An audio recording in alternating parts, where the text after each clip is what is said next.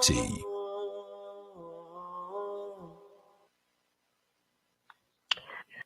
The time is exactly 8:36 a.m. and we're now going to be looking at the situation in Kashmir or Srinagar in an apparent attempt to quell the disgruntled youth of Kashmir. India's Home Minister Amit Shah, on his visit to the region, said that he came to extend a hand of friendship to the young people. This is his first visit to the disputed region after architecting the nullifications of Indian administered Kashmir's semi autonomous status under the Indian Constitution, and this on August the 5th, 2019, which was followed by a crippling communication and military lockdown for months. Absolutely ongoing issue. And to unpack all of this for us is advocator for Kashmir Solidarity Movement, currently based in Texas, North America. So we've crossed over to the States and we'll be talking with Mary Scully. Good morning. Welcome to the program. Good morning. Any end in sight to this absolutely ongoing issue in Kashmir, between Kashmir and the Indian government? I'm sorry, what was the question? Okay, the issue in Kashmir just seems to be deteriorating as time goes by. We've had ongoing protests all around the world, and we also know there is ongoing violence in that region. Do you think there's any end in sight, despite the fact that the visit by Shah, obviously, there to try to possibly, in his mind, appease to the young people, trying to say the right words to the young people of Kashmir? Yes, I thought that was particularly interesting how the propagandist presented his visit to Kashmir. He was not going to extend the hand of friendship to Kashmiri youth. It's unlikely that they would even be interested in listening to anything he had to say, because for how many years? 20 years? 11 years, the Indian Army has been using pellet guns against unarmed youth, unarmed protesters in Kashmir, disabling them, disfiguring them, giving them permanent health problems, killing them. It is engaged in thousands of nighttime home invasions, arresting Kashmiri youth, sticking them in prison without charges, torturing them. So it's now on a campaign for the last month at least of major roundup. There's at least 1,000 Kashmiris, mostly young, not all young, that they've hauled in to jail without charge.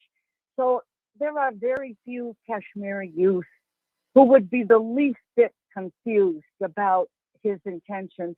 They just moved in 6,000 more CRPF paramilitary troops, Indian paramilitary troops. And they will be, according to their own announcement, the Indian Army will be using many of them as sharpshooters and snipers in the same way that Israel uses snipers against Palestinian youth. The intention is to disable them. You know, there's so many hundreds, if not thousands, of Palestinian young people walking around on one leg because they've been disabled. So, and there are already thousands of Kashmiris who have been disfigured, injured, disabled, and blinded, and killed by pellet guns. So there's no overture to youth here. That's not what is going on. That was a propaganda posture.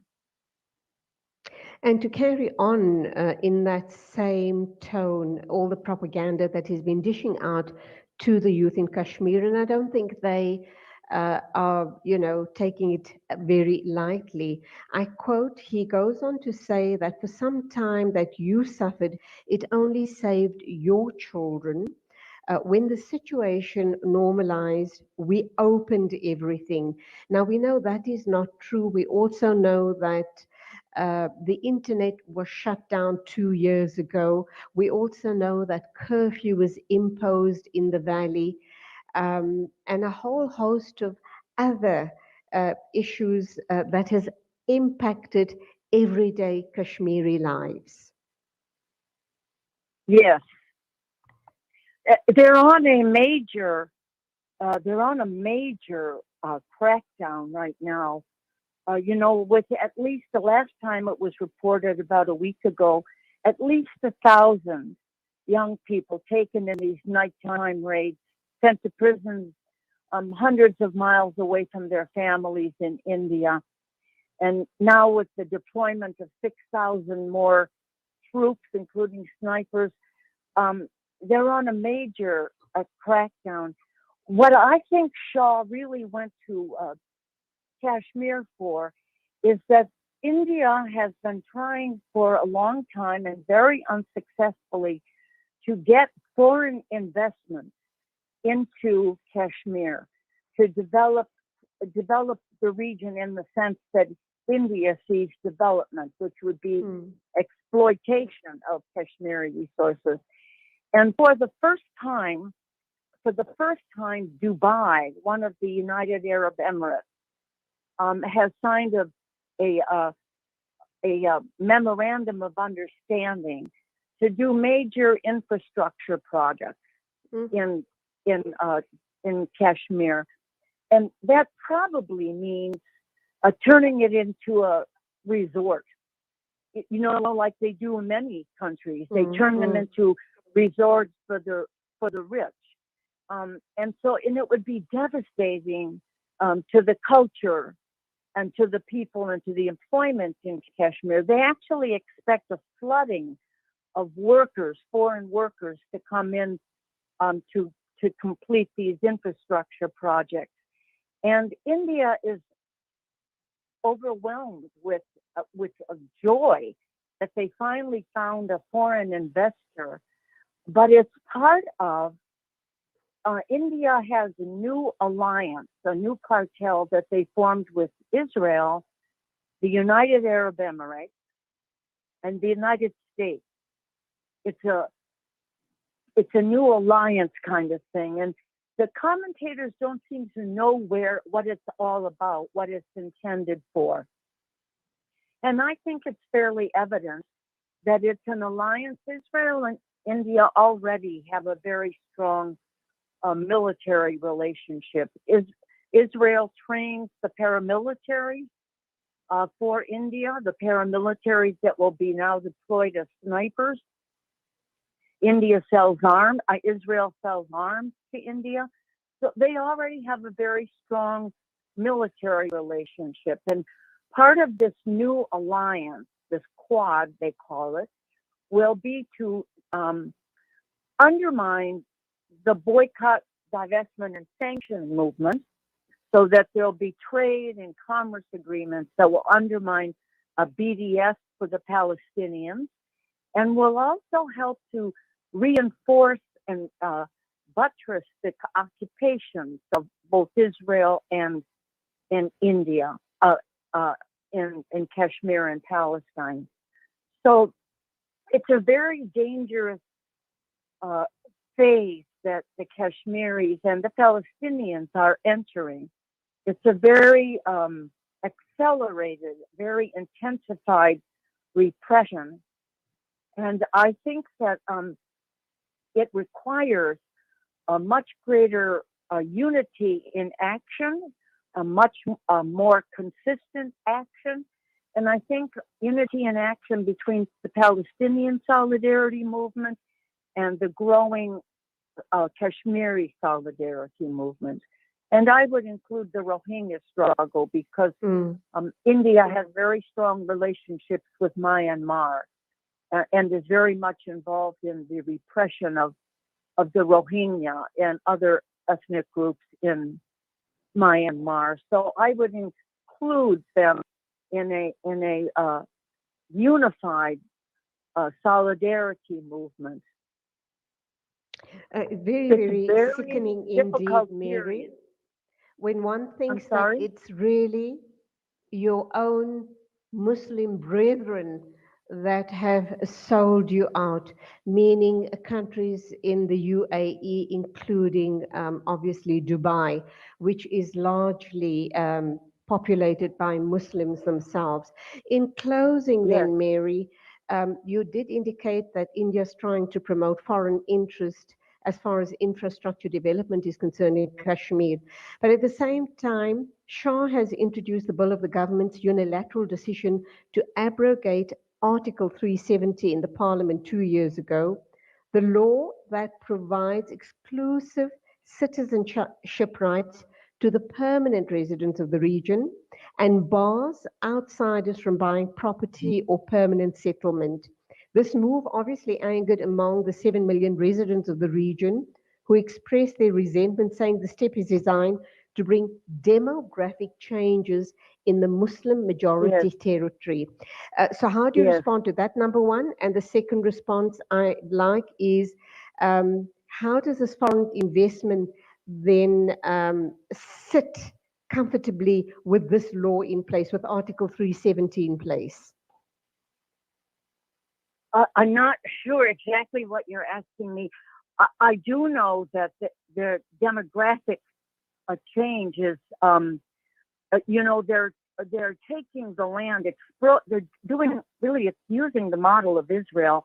They're expropriating land, which in Israel was legitimized by the Oslo Accords. In Israel, India isn't even using a farce like the Oslo Accords. It's actually going in and expropriating lands, forcibly moving people off the lands and trying to turn the land over to corporate entities so that Dubai can build the infrastructure, not to help the Kashmiri unemployed youth, but to help to give employment to foreign Indian workers, because the United Arab Emirates have a lot of foreign Indian workers. I'm not against foreign Indian workers working anywhere in the world. I'm against the intention of using them to create a demographic change and to make change the entire culture of Kashmir, which is a Muslim-based culture. It's what they want, and it's what they, although it's very receptive and hospitable to Hindus and to other religions, it's primarily a demographic of Muslims, and it is simply an outrage that they would forcibly move in workers and try to change the very culture of Kashmir.